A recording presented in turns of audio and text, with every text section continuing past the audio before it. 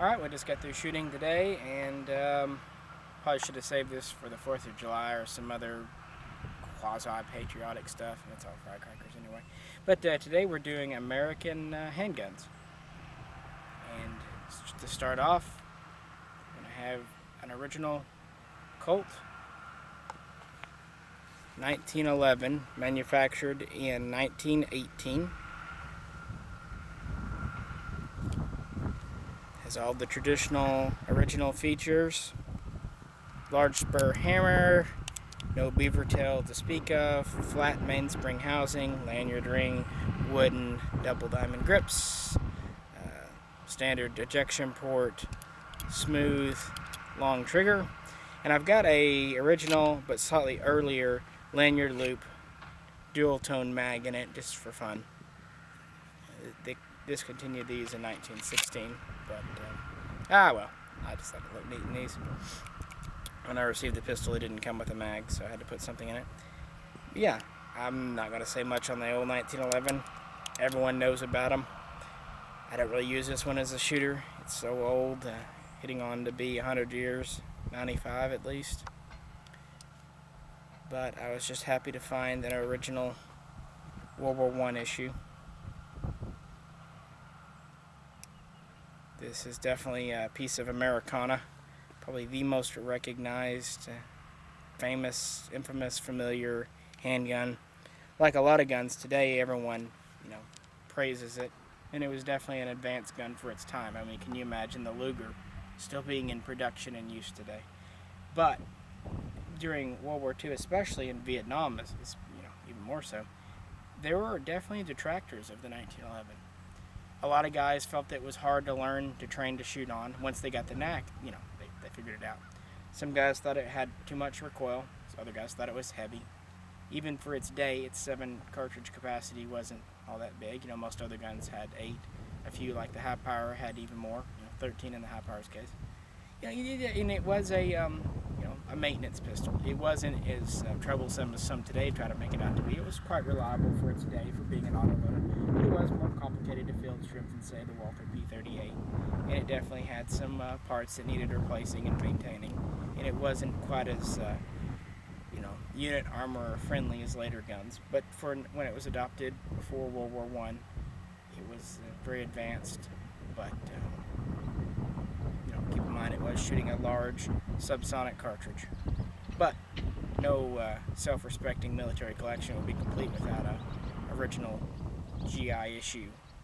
And this is where we're starting today. Next up is another veteran of World War I. We just looked at the 1911. Now we're looking at a 1917. Actually, no, but close. This is a Smith & Wesson hand ejector. Clever name, huh? It's in 455 Ely, or 455 Webley. It was manufactured by Smith & Wesson for the British or Canadians, both, in 1915-1916. When America joined the war, this was the model reissued to our soldiers as the model 1917 revolver, but slightly reworked to fire 45 ACP, just like the 1911 pistol. This one, as you can see, has a long barrel. It's about 6.5 inches. Lanyard ring. Checkered Smith & Wesson medallion grips with a diamond. Some of the 1917s had the same grips. Later ones had smoothened wood grips.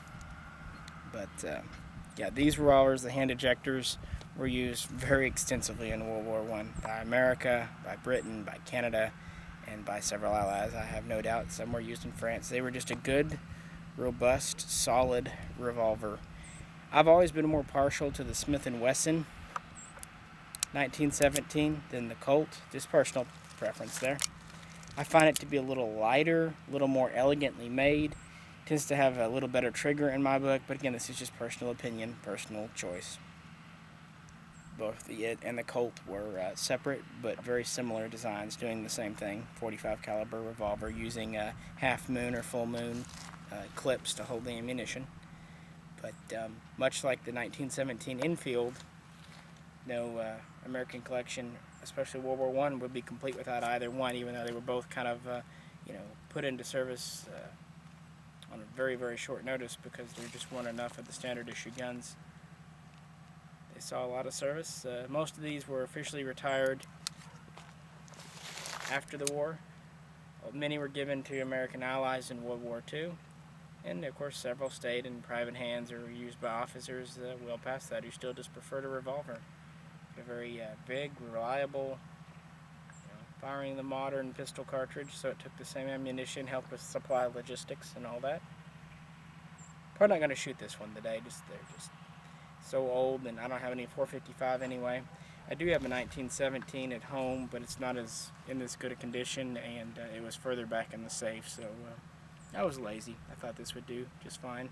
It's new to my collection anyway. I just picked it up last month. Quite pleased with it. It was an impulse buy, but I like British stuff quite well. And this was still made in America anyway. Alright, we'll move on. All right. Good. Alright, next up, we're returning back to JMB's 1911. Specifically, we have a 1911 A1 here, manufactured by Remington Rand.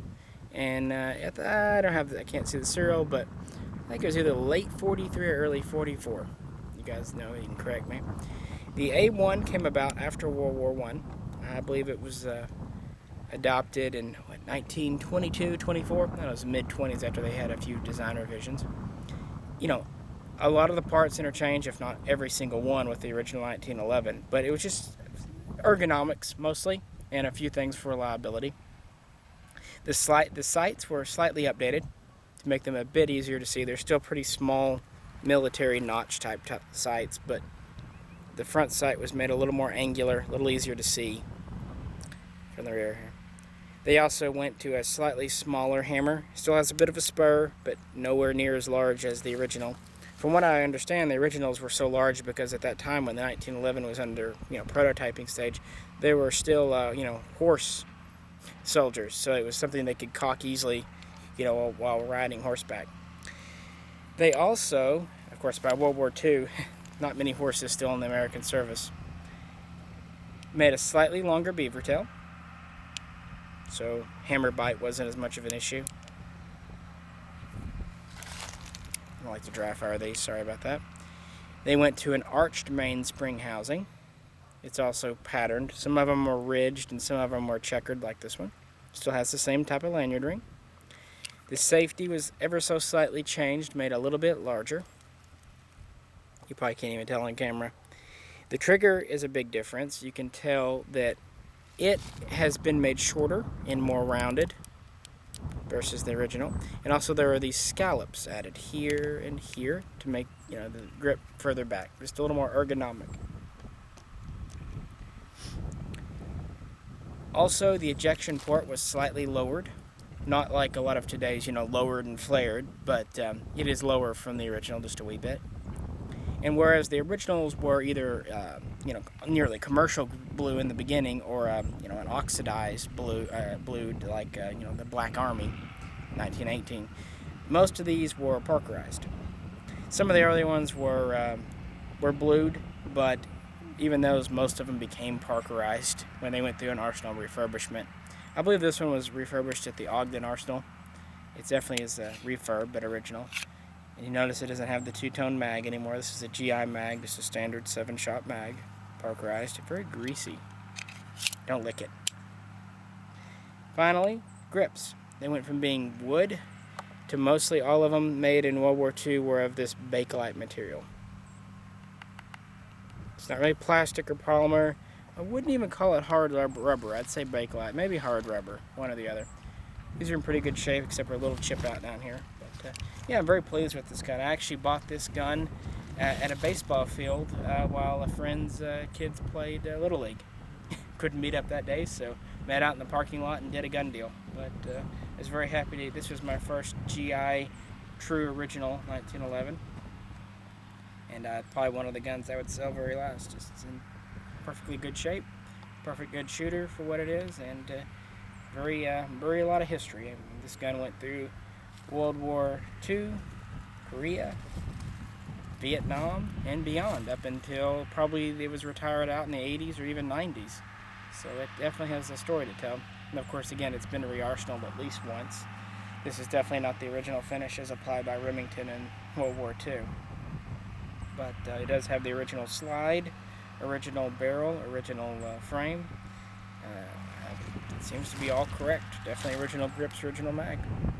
But again, this is your classic World War II pistol, issued to a lot of frontline soldiers, and with a few product improvements over the original 1911. This was the final version that the military adopted for general field use. Next up, we have the spiritual successor to the Smith & Wesson Model 17 revolver. This is a Smith & Wesson Victory model. This is one I waited a while to put into the collection. I don't know why I waited so long. I've said it before. Once I got it, I kind of looked at it and thought, why did I not get one of these earlier? It's just a cool revolver. It's a Smith & Wesson M&P, which was the smaller K-frame that came out after World War II. It has a smaller frame. This one, like most of the Victories, is chambered for 38 38 Special. There were some chambered for 38 Smith & Wesson sold to the British, 38 200 as they called them. But this is an American one, and it is chambered for special. It's 6 rounds, very standard revolver, you know, a single double action trigger. Fixed sights, has a shorter, what is this, a 4-inch, 5-inch barrel? 4 I'd say. Lanyard ring, very plain wooden walnut grips, good, you know, good solid grips, but not adorned. Parkerized, no nonsense finish, very few frills. Does still have a ribbed trigger and a checkered hammer, but that's about the only adornment on it. These were made during World War II, and they were mostly issued to guards, stateside guards, you know, some second-line soldiers. This is a U.S. property marked one, but it's not a Navy one. Now, some of the Navy ones were actually issued to flyers, Marines and Navy pilots, so they did maybe see more immediate service. Most of these saw second-line use, if you could say that. That doesn't detract from the fact that they were bought by the hundreds of thousands by the U.S. military and definitely saw service. Even more than World War II, these actually came into action a lot more in Vietnam. By Vietnam, a lot of the 1911s, especially the older ones, were starting just frankly to wear out. But these good old Smith & Wesson M&Ps, which became the Victory, which later became the Model 10 in 1957, were in still fine working order, or at least could be easily restored because Smith was still making the model, and you know, parts were available, and it's just a revolver. It's a 38 revolver. I wouldn't say there's not much to go wrong, but there's not much that can go wrong that's not easily fixed.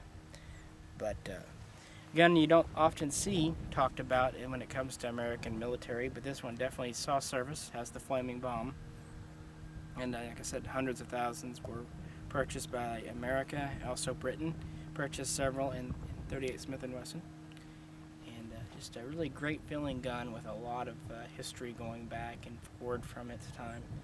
And this one's in really nice shape. I'm sure it's been re-arsenaled much like my 1911A1, but you know, if it's been refinished, it was done by a military. I picked this one up from a longtime business associate. He had this in a Navy model. The Navy I sold, quite frankly, because they're worth more, and what do I need with markings? I can't see them anyway. It's good enough for me to know this was an actual service gun. If it was used by the Army or the Coast Guard, that's good enough for me. They all served the country well during the war and after, and so it did its part. Alright, we'll move on. Okay, next up we'll continue on with Smith & Wesson revolvers. I'm actually a Smith fan when it comes to Colt versus Smith versus Ruger. I like Smiths. But here we are. This is a Smith & Wesson Model 15-2 in 38 Special. This is a civilian gun. Don't get too excited that I have a U.S. property marked one. I wish I did, but you know, they're awful expensive. However, this is the same one, same dash model, same era of production that the U.S. Air Force purchased in the mid to late 60s and designated as the M15. Again, as I said in the last little snippet there, the 1911s by that point were starting to kind of wear out, break down, And the Air Force's solution was just to adopt a revolver, and it stayed in general issue from 1962 up until 1992. The Model 15 is a M&P, much like the Victory, but of course made with commercial standards later on post-war, that has adjustable target type sights, windage and elevation screw adjustment, has the checkered double diamond, or not double, but diamond grips, one on each side. This one has a blued finish, as all commercials tended to do if they weren't nickeled. And as far as I can tell, the Air Force guns all started off as blued too. Now some of them were Parkerized in service when they were refurbished, but they were originally blued. This gun I picked up at a pawn shop, happy with it. Has a really nice trigger, both in real smooth a double and a real short, crisp single. It does have the larger target style hammer, but the thinner ribbed trigger, which I personally like these triggers better than the larger, wider ones. They fit my smaller hands better. It does have the square butt grips. It's still a K-frame like the Victory. I know some people kind of poo-poo the 60s eras of Smith & Wesson production and, lament how they were better before World War II, and that's true. I mean, they made beautiful guns, but they were still making very nice guns during the 60s. Obviously, this one has the firing pin on the hammer, like all the older guns, still machined parts and all of that before they went to MIM. But yeah, these were used as the M15, purchased by the military and property marked and all that, for about 30 years. And again, kind of a substitute replacement for the old Model 10s and Victories, but essentially the same gun with upgraded sights, same caliber and everything else. Perfectly adequate for defensive, survival type carry. Still your usual hand ejector. Alrighty, well this is our last service revolver. After this, it seems like they all went to automatics, but this is one of the last ones purchased in very large numbers by the military. Yes, they purchased some Model 686s later and even a few 66s, but this was the last one to be purchased, by the tens of thousands by a major branch of the military. And I just was very happy to get an original 15-2 and for a decent price. That's the nice thing about these old Smiths. You can get really great revolvers for still really good deals if you look around at pawn shops and gun shops. A lot of them out there, and most of them are perfectly in great shootable condition. In fact, we just got through putting a couple of dozen rounds through this guy. Works great still. Still feels great. Alright, we'll move on.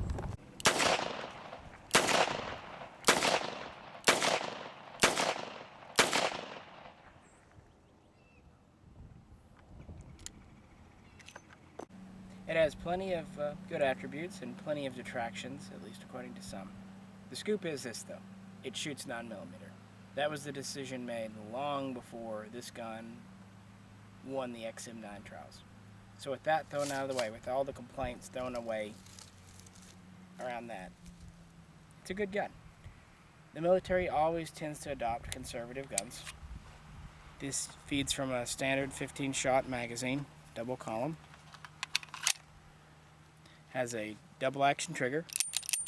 Yes, it's a little long and heavy, but it's smooth, and the long and heaviness was dictated by the military's requirements. In single action, it's quite, again, still smooth and quite acceptable. It also has a ambidextrous decocker safety. And one nice thing is you can still rack the slide with the safety on, and you're still trigger is disabled. So, also has a firing pin block. It actually uses a falling block system derived from the Walther P228, which Beretta actually copied for their model 1951 and then carried over to the 92, which this gun is, essentially a U.S. government version of. This one here is one that was made in 1998, one of the first special edition M9s. Has all metal components, metal guide rod, metal safety, metal trigger. The mag it comes with has a metal base plate. This one's an Airtronic I just happen to have in it. Contract mag, more modern. Metal mainspring housing. The other thing that is polymer are the grips. I've always found these to be very well made, smooth guns. I've always enjoyed them. You know, the fact of the matter is, by 1985, the 1911 was getting long in the tooth. The U.S. military had not purchased any new frames, at least en masse, since 1945. What they had were just wearing out. And the gun cost more. This gun here is cheaper to buy than, you know, what a modern 1911 would be. It holds twice as many cartridges. It is a double action, which many militaries feel they need to have today. It has a lot of modern safety features. You know, it is what it is. It's you know, on the commercial market, it might be considered a mediocre handgun, but in 1985, when it was adopted, it was, you know, a reasonably advanced military handgun. If you look what other nations were using, the British were still using the high power, the French were still using the model 1950, the Soviets were still using the Makarov. So, you know, for its day, it was quite advanced and also quite powerful, reasonable enough. Modern, you know, defensive loaded 9mm actually perform better, you know, at making defensive wounds in, you know, human animal targets than, you know, a 45 ball ammo. Of course, a military pistol like this was limited to shooting 9mm ball because of the Geneva Convention and all of that, but still yet. It also has easy disassembly, which I don't want to do out here because we're out there, but just, you know, press one button, flip that down, slide comes right off, so easier than the 1911. Again, I'm not knocking the 1911, I'm just saying this one definitely had some upgrades over it, and it lost some things too. Mostly, though, it had to do with the caliber, which was not this pistol's fault. I have no doubt if the XM9 trials had mandated a pistol be in 45, Beretta would have produced this in 45 form. So would Sig. They would have made the 226 in 45. You know, I'm holding on to the Bianchi holster for this that came with it. Just a standard holster, has a cleaning rod here. It is ambidextrous, it can mount on either side. Also have a Bianchi 2 mag pouch, holds 2 standard contract mags there with metal base plates. This just came with it, and I think it's kind of a neat accessory, at least it gives you that milled. It also came with some paperwork and a patch or some of that stuff. I just kind of like mill issue gear. It's easy to disconnect, just there it is, and it sets, you know, you set your size, and yeah, just kind of a neat little rig I picked up a couple of months ago. Or I'll drop it. But I had a M9 manufactured in 2004 as part, well, I guess 2005. It was part of the 20th anniversary run, and I liked it, but it had a lot of polymer parts, and the polymer parts actually worked fine, but I always wanted one of the original style with the metal, and found this guy and picked it up. Pretty happy with it. And yeah, it's just it's a good solid service gun. Some hate it, some don't have a problem with it. It's really just like any, you know, find me one military gun in American service that wasn't, you know, it didn't have its detractors during its stay. Heck, even the M1 Garand had people who swore by the 03 Springfield and said it wasn't something. Again, I'm not trying to defend the gun, but I think it, you know, is a perfectly okay sidearm. It wasn't like our military was putting our soldiers in the field with a clearly inferior weapon. I think it was doing what it was meant to do and didn't endanger the lives of soldiers. You know, you may disagree. That's perfectly fine. It's YouTube, so that's mostly what I think YouTube's based on sometimes. But I've always enjoyed owning one of these for about 10 years now, and found it just to be a really fun gun to shoot at the range, and I like enjoying having military issue gear from especially America, but other nations as well. Alright, we'll move on.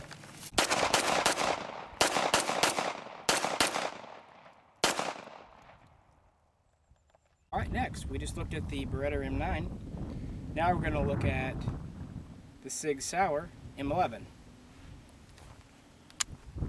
Sorry, I hurt my finger the other day. It's kind of hard to cock things.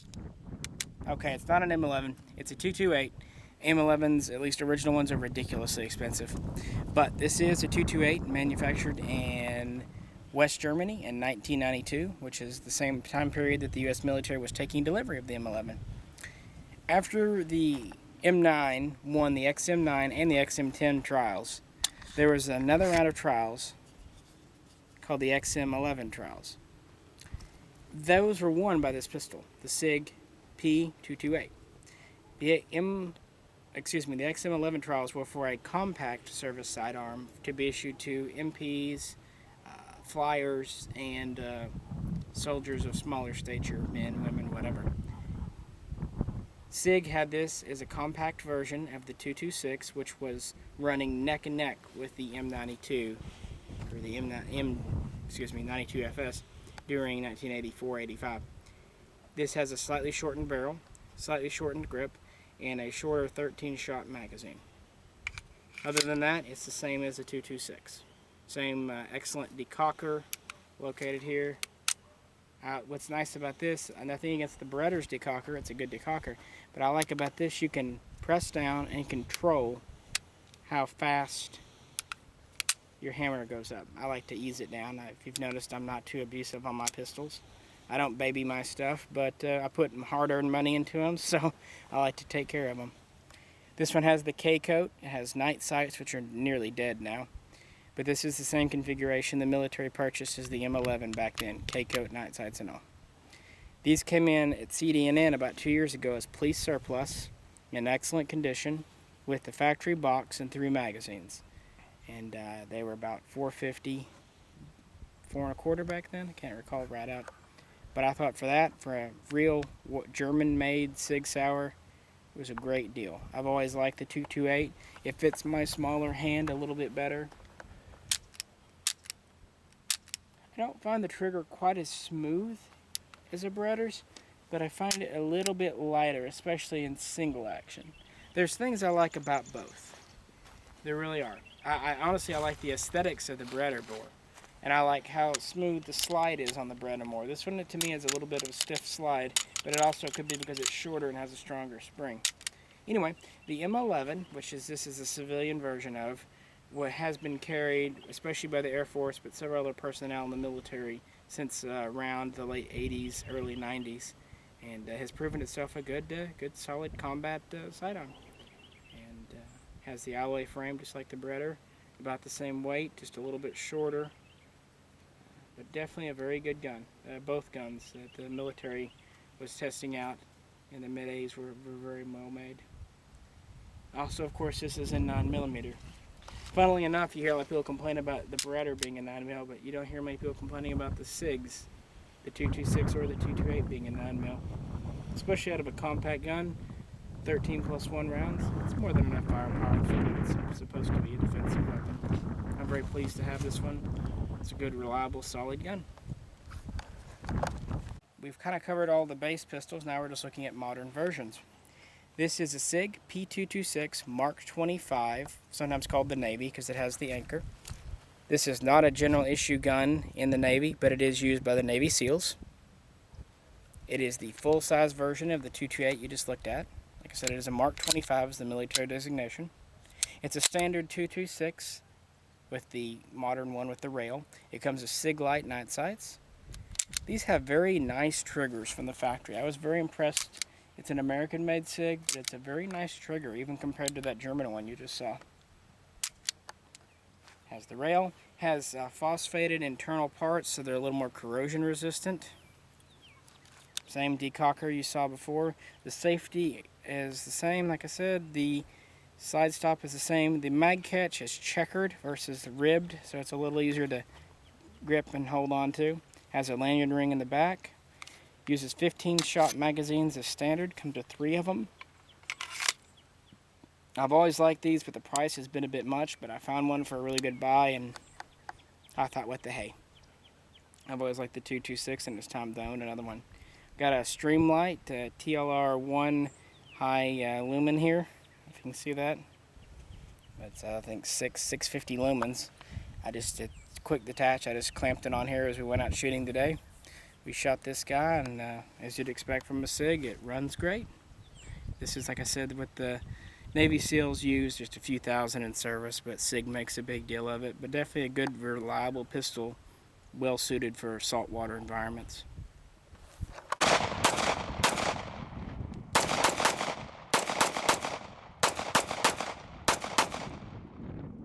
Now we're going to return to the good old 1911. This is a Colt SXE.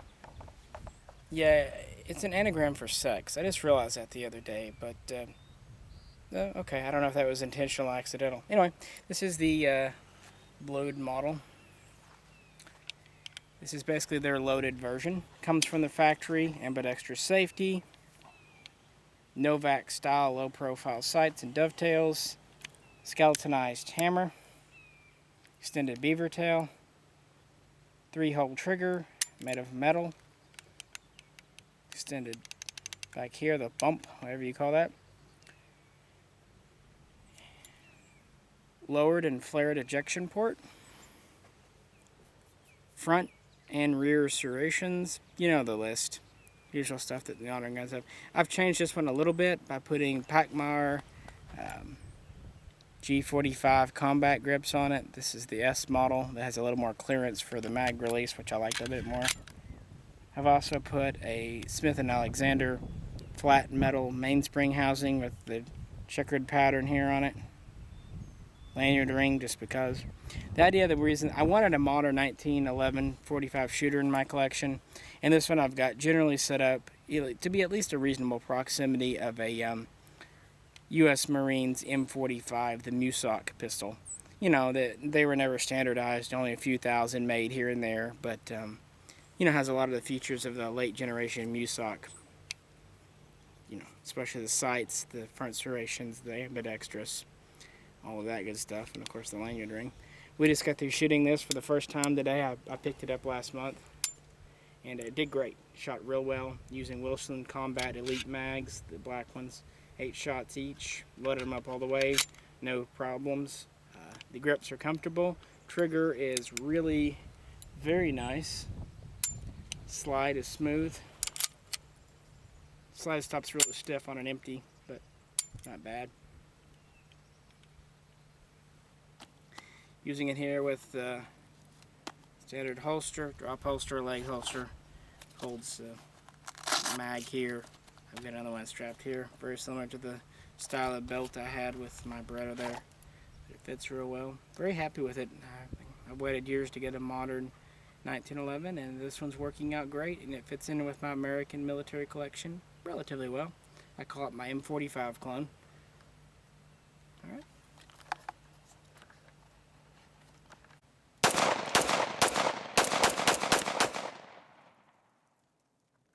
Alright, and for our last American handgun, we have a return to the Beretta. This is a civilian version of the M9A1. It's marked M9A1 on the frame, I believe, but marked 92 FSA1 on the slide. But this is the one they market as the A1, M9A1. It's essentially, yeah, like I said, a modernized M9, with the major difference being it has an accessory rail, standard Picatinny rail up front. It also has more aggressively checkered front strap, back strap, which I'm pointing to, and front strap here, which you can't see much of because of the grips. It also has, let's see, a few other minor redesigns. You can see it has the kind of the hump there, where your hand rides up a little higher, like some of the commercial. It comes with magazines that are PVD coated, which is a sand, rust preventative there. Keeps the sand from sticking like oiled Parker as well. It also has a sand cut in the side to allow some to drain out if it gets in. And of course, oh, that's the other thing I was going to mention. It has the beveled mag well. Not extremely beveled, but, you know, sufficiently so, more so than the original. Since this is a modern M9 type gun, it does have the polymer trigger. Has the polymer fluted guide rod, which again is fluted for sand resistance. Polymer safety. polymer mainspring housing, or at least the lanyard ring, not the housing I guess, but the cap there, and the polymer base and the magazine. Oh, and a polymer mag catch there. Actually, the trigger and safety are metal coated in polymer. There's a YouTube video out there that shows a guy sticking a magnet to it to prove it, because it's been stated for a long time, but no one's wanted to cut one open, I guess. But it is metal in here, so it's not going to snap off like it's just plastic without some kind of reinforcement. On this gun, I have a Crimson Trace mil spec. What is that? A 402M laser grip. This is the one that's meant to meet dust and moisture requirements, all that. This is a Crimson Trace Rail Master Light, programmable. Is that on or off? Is that on or off? That is off right now. Oh, okay. No, it's on. Why don't I leave it on? Yeah, I like. But, you know, I just thought I'd have one tactical pistol. I even have a 30-round mag for this, just for fun. Anyway, the M9A1 has been in limited use since about 2006, 2007 by our military. I know the Marines have purchased 10, 15,000 of them. A few of the other branches have picked up 100 here, 100 there, just for that. They haven't really replaced the M9 at all. But for soldiers who really need to attach a laser or a light or some other device to their handgun, these are available. We just got through shooting this, and you know, it has all the same positive attributes of the original. Really smooth slide, even though it's quite new. Nice trigger. This gun is just, it's a pleasure to shoot. I don't know how else to put it. Modern, but still metal, which is nice in this day and age. And you can still buy these from distributors for just, you know, 600 bucks, maybe even $550 on sale, which is not bad at all for a quality, reliable, high-capacity metal-framed gun today. Again, this isn't replacing the M9; it kind of supplements it. You know, and like we just looked at my M45 clone, those are also out there. The Marines are also using a few M45A1s. I think they purchased up to date about 2,500. I think they're going to buy at least 4,000 ultimately from Colt. But again, that's not replacing the M9. The M9 is still the standard service sidearm for our armed forces. Well, we looked at the original 1911, several revolvers, and Berettas and Sigs, all in service. And these are all the handguns that have they've been used to defend our country and all that patriotic stuff. And I don't mean to, you know, downplay that.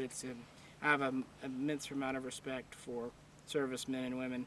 I might not always agree with some of the wars we get into, but that's the politicians, not even the generals that start those. But the people out there on the front lines carrying these guns and rifles, they deserve utmost respect. And, you know, more power to them. And thank you for all that you've done. And I really like to hear when some people come back and get a good job with their experience. And I think, you know, job placement and all that's also very important. But yeah, that's some reason I really enjoy collecting these kinds of guns. I like that kind of connection and, you know, the kind of gear that's being used, it has been used in decades past. So eventually we'd like to do one on American SMGs and one on American rifles. So hopefully in the next couple of months we'll be able to do that. We do videos slowly because we both work full-time and we don't live all that close to each other, myself and the cameraman. So we do them as we have time and the weather permits, and, you know, wives' schedules work out. But hopefully in the next couple of months we'll be able to turn out more, since it is a good shooting time of year here in Arkansas. Well, thanks, and check in again in a couple of weeks. Maybe we'll have something new up for you.